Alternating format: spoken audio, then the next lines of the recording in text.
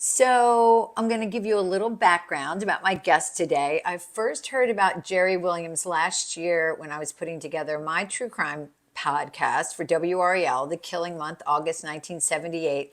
And I found out that she had interviewed an FBI agent on her podcast that I was getting ready to interview for the show. So, I wanted to learn more about him. And I was blown away, Jerri, by your show when I first heard it. I delved a little deeper and I found out the reason that you are so good at this is because you served 26 years as a special agent with the FBI before getting into communications and now podcasting, books.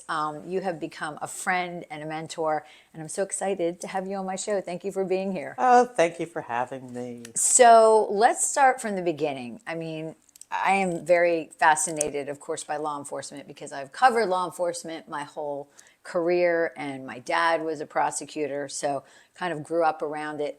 How in the world did you become an FBI agent as a woman of color in 1982? I mean, you had to be one of a handful in the country.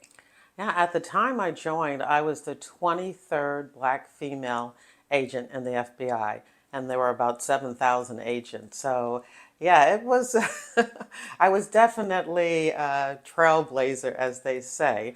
I was a juvenile probation officer in Newport News, Virginia. So I was quasi, law enforcement. But I saw this newsletter the FBI had saying that they were looking for women and minorities. And I never really thought about the FBI. I mean, for me, the FBI were white males. Sure. I mean, and they were. Yeah. They Oh, were yeah. white males. They kind of still are.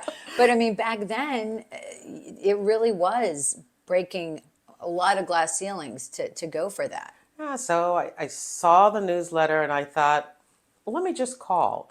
Now I called, and the recruiter, the special agent recruiter who answered the phone, Randy Waldrop, I'll always remember his name, had me on the phone for 45 minutes. He was really recruiting me. And he was, had me promise that I would fill out the application, which back then was like 20, 30 pages long. Sure, It was, sure. it was part of the screening process, Yeah. if you really wanted to. But he heard something in you in that conversation. He obviously heard something in you that said, this is a person we want. And so did you hang up the phone and go, okay, I guess I'll check it out? Yeah, I actually did. And nowadays, if someone were to call about a job and know nothing about it, they would immediately be turned away. Sure. But I called not doing any research. Of course, there was no internet back in But 1982. you were curious. Right. Yeah. And so he had explained everything to me about what they did and, the transfer policy and the violations and all of that. And yeah, I was intrigued. And I'm sure. the application came in the mail. I filled it out, which was very difficult for me because I'm an Air Force brat. Never lived anywhere in my life for more than 3 years. Oh no. So all of this, how many years have you been at the address? Oh my gosh. Yeah, I had a lot of work to do. A lot of addresses. And pulling everything together. But I did it. I sent it in. And that was in March. And by September, I was walking into the FBI Academy. 6 months. Unbelievable. That's amazing. And I know that you did a lot of things with the FBI. I mean, 26 years, obviously, but you focused on fraud investigations and corruption cases. You have a really impressive record to show for that in terms of your success. And I imagine that sometimes it was a little dicey, right? I mean, I would think you were probably investigating people that were scary at times. Were you ever afraid? Not of my own subjects. Most of the time they were, corporate people, or they were con artists. And I really wasn't fearful of them. I wasn't really in a situation where I feared for my life. But as an agent, you're in the office and you are a body. So if they need someone to do something, they're going to ask you to do it. Exactly. So you did have to get involved in other absolutely. cases. Because also as a black female, which black females make up 1% of the agent population. Still? Yes, still. Oh, wow. Back then it was less than that. There's some work to do. Yeah. but yeah, make up 1%. So if they needed a black female, sometimes even just to go as the girlfriend of maybe a black male that Oh, was an so like an undercover agent. undercover. Yes. Okay. And so I was asked to do a lot of that. And then for a period of time, I worked out of our Cherry Hill office, which is in New Jersey, but still a part of the Right. Philadelphia. I didn't even mention that. So this all was taking place in Philadelphia. Yes, yes. Okay. And of course, the Cherry Hill office covers Camden, New Jersey, which at the time was like the murder capital of the world, Yeah. lots of drugs going through.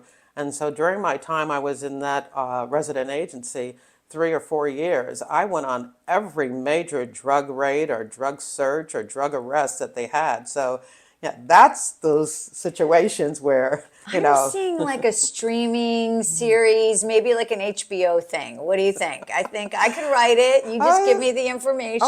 love that. Okay, okay, let's do I that. love that. And you know, what's interesting to me is you were constantly transforming yourself, even though you were part of the FBI. You eventually became the spokesperson for that area.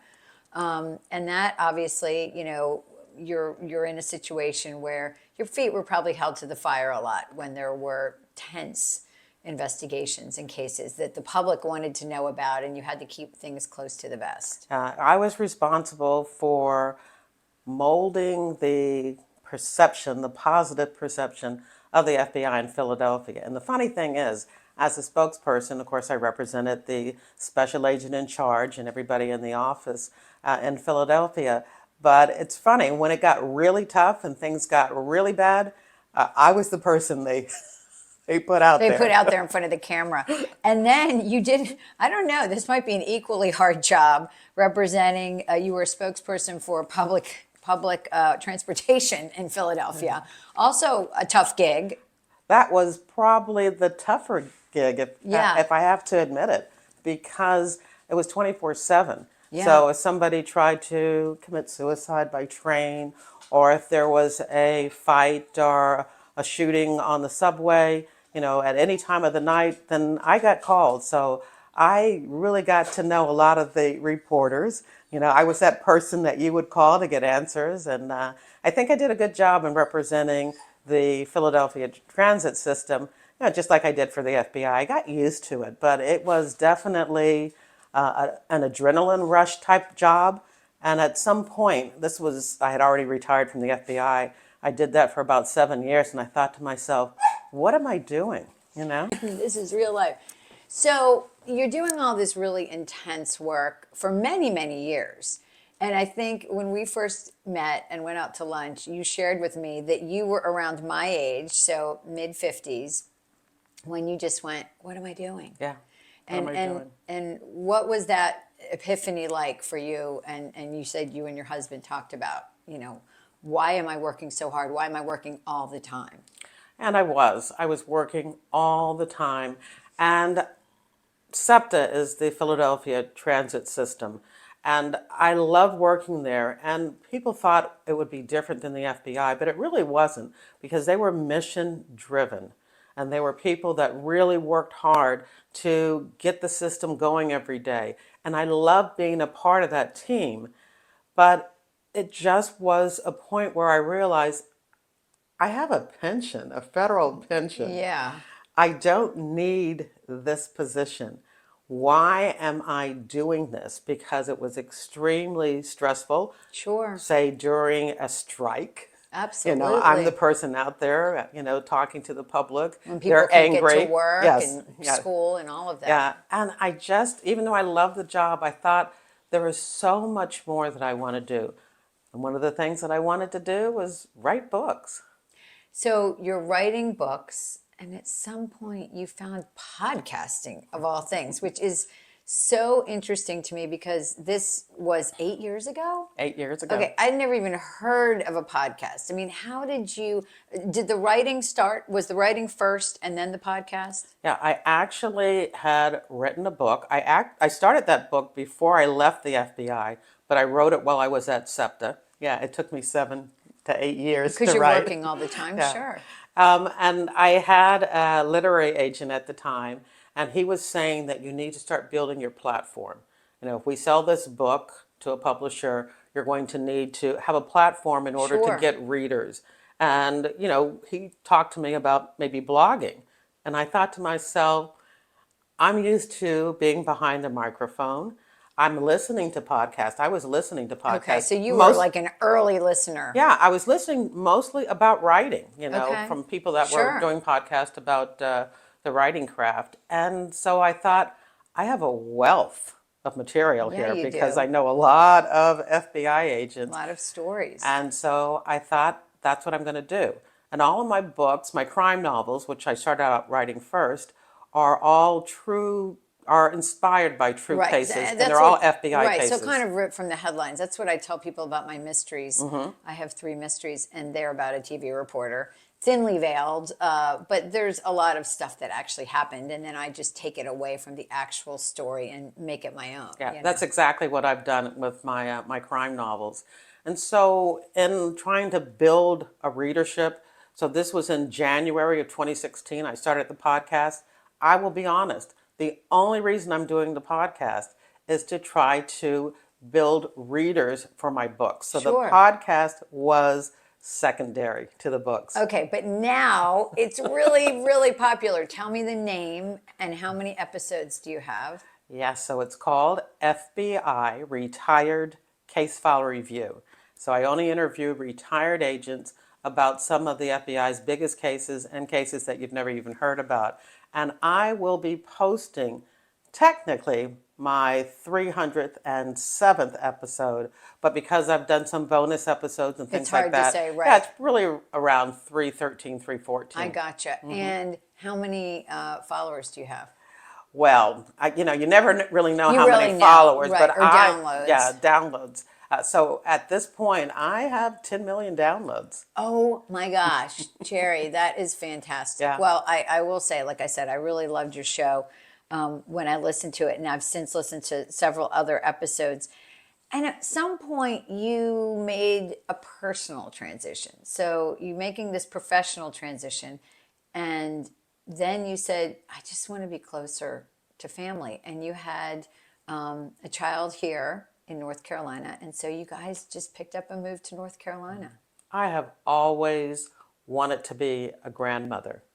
When you are a busy professional woman, you have to make sacrifices. And, I think I'm a great mother. I don't think my kids have any complaints. But there were definitely times where the job came first. Sure, it had to. But the most important thing that I thought about when my daughter moved here, she was getting married. Her husband's in-laws, excuse me, her husband's parents were here, and they decided to move down here right after college. And I said to her, "You are taking my grandkids away." And she said, "Mom, I'm not even married yet." Yeah, and But she knew what I you were meant. looking ahead. Yeah, I was Yeah. looking ahead. My mother died when she was 52. I was 32, just before. I have three kids. They're all adopted. And she was there for me as I was going through the fertility issues. And she was very happy. I'm sorry. And she was very happy for me when I decided that we were going to adopt. And she died in June, and my son got him right from the nursery at the hospital, 5 days old, in October. And so she missed that opportunity, and she would have been a wonderful grandmother.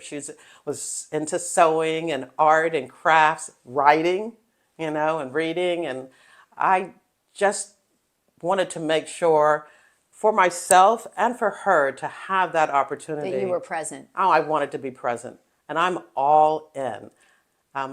Something happened also this summer, and I really haven't talked a lot about it, but I came to share the grandmother duties with my daughter's mother-in-law. And so Marianne Quigley. And Marianne took care of the kids on Monday and Wednesday and every other Friday. And I had them Tuesday and Thursday and every other Friday. We kind of tag team. But in August, she went to the dentist. And they gave her the Novocaine. And they came back to check in to see if she was numb. And she had had some type of cardiac arrest. And she died. How old was she? She was 62. And so this is my grandkids, my grandsons, who are 3 and 5 years their old. grandmother. Their grandmother. And so now, my co-grandparent, right. And so now you're the grandparent, now you're I'm the the grandparent, grandmother. right? And that's a big responsibility because you want to make sure that they're getting the attention that they would have gotten from two grandmothers. Exactly. And that's, I mean, that's a big responsibility. But I think also what you're saying resonates with me so much because people have said to me, "What's your 5-year plan? What's your 10-year plan?" I'm like, I'm applying to be a grandmother. Not yet. I am telling 20 you, and 24, but I'm it's applying in the it's a next, wonderful job. yeah, it better be in the next decade. That's Yeah. all I'm saying. In the It's next decade. it is the best job ever. I really love it. I'm all in. I'm on the floor. I'm rolling around. Especially when you have Yeah. two little boys, and it's rough and tumble every day they're over, and I'm loving it. My mother-in-law was the most wonderful grandmother to my kids, and honoring both her, my mother, and now Marianne. Yeah. Yeah, I'm all in. And so there are things that I would love to do. We were discussing before about public speaking. Yeah. I love public speaking, but I'm not going to go away and go out of town to do public Yeah, speaking. you have a set schedule Right. to I have a take because yeah. you take care of with the 3-year-old. Which Yeah, age? now he's three. Okay. The 3-year-old, the 5-year-old is in kindergarten, Okay. but he still comes over when it's time to pick up the 3-year-old, and Sure. they're there for at least 2 hours. Yeah. And as soon as he comes in, he's like, "Gigi, can we go play?" And I'm I love the idea of an FBI agent down on the ground rolling around with the grandkids. And, I was talking to someone else today for an interview, and we talked about the fact that, when you are intense and you have a very intense career, like you said, I loved my girls. I think they've done really well. I don't think they, missed out. But I was very busy and distracted, and sometimes work took precedence. But the great thing about being a grandparent is like you are just, when you're with right. them, that's all there is, right? Do over. Yeah, exactly, exactly. And so now you're kind of doing a little bit of everything. You're doing the podcasting, Yep. you're still doing the writing, Yes. and you've got how many books now? How many? I actually have published four. Okay, I have written a second, I have written a third crime novel, okay. and I am writing the fourth crime novel, and working with the literary agent on getting those two published once they're done. And you have a nonfiction book as well. Yes, Tell us about that. yeah, that's my bestseller. Oh, do tell, Jerry, do tell. It actually is a combination of my podcast and my blog and my writing career. It's called FBI Myths and Misconceptions: A Manual for Armchair Detectives. Oh, interesting. Yes, and so what I did as I was doing the podcast in the first few years or so, there were many times when we were reviewing a case that we say, well, it's not like that, they show on TV, or, movies Right. don't show it the way it really is. And I developed 20 cliches about the FBI and Interesting. books, TV, and movies. Wow. Okay. And That so, sounds yeah, so this fascinating. book, I take clips from the podcast, and I tell, and then I also take clips from TV shows and movies, show what they have, what really happens in real life, and then, kind of go through those clips and debunk them. So it's a lot of So fun. you basically don't sleep. It sounds like you've got a lot on your plate. This podcast is about transformation. It's about change, embracing change, taking risks. And, I've talked to a lot of women at a certain point in their lives where they feel unseen. They feel invisible, if you will. Maybe that their ideas aren't relevant, that they're not relevant. What advice do you give to women for, just continuing to seek the things that give them joy and passion and spark that excitement and learning and curiosity? I mean, what would you tell them? I would tell them to embrace life, to read, to get out and talk with friends, get out and meet new people. And from that, you just get a joy, a curiosity, and then you need to find a way to feed that Sure. curiosity. And whether it's, you're knitting or you're writing a book or you're playing pickleball, excuse me, Pickleball, there's a lot of that. playing pickleball, get out there and you have a right to live your life and don't let anybody put you on the back shelf. I'm 66. I don't know, how much longer I have on this earth, but while I'm here, I'm going to do what I want to do when I want to do it. Yeah, and I think that is kind of the joy of this, whatever, if you want to call it the third chapter. Jane Fonda says, growing up, building your career and your family, and then third chapter is like, yay, anything I want to do. Absolutely. And it really is, I think, kind of a time of just going, okay, what is it that I want? What sparks joy in me? What's my purpose, I guess. Right. I think purpose is a big word that keeps coming up for a lot of people. And I know what my purpose is. I say that I'm on a mission to show the public who the FBI is and what the FBI does. And that's what I get a lot of joy from. I Sure. did that professionally, especially in my job as the spokesperson in Philadelphia. And now I get to do it, just on a personal level, meeting lots of people from all over the world, and I'm having a blast. Yeah, it sounds like it. Well, everybody should listen to your podcast. Where can people find you? Well, I'm everywhere when it comes to podcasts, wherever you listen to audio. But my website is jerrywilliams.com. And you can find my podcast there. You can find my blog post. What I do is every month I critique a TV show or movie that features the FBI for teachable moments. And also, of course, I have my books. Yeah, and I will put all that information in the show notes. Anything on your bucket list that you haven't done?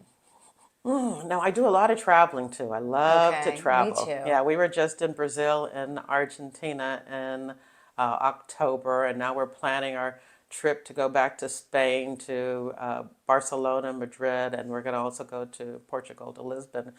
So getting in that travel is very important too. Yeah. But I'm going to continue with the writing the books and the podcast and the blogging and all of that because I like it.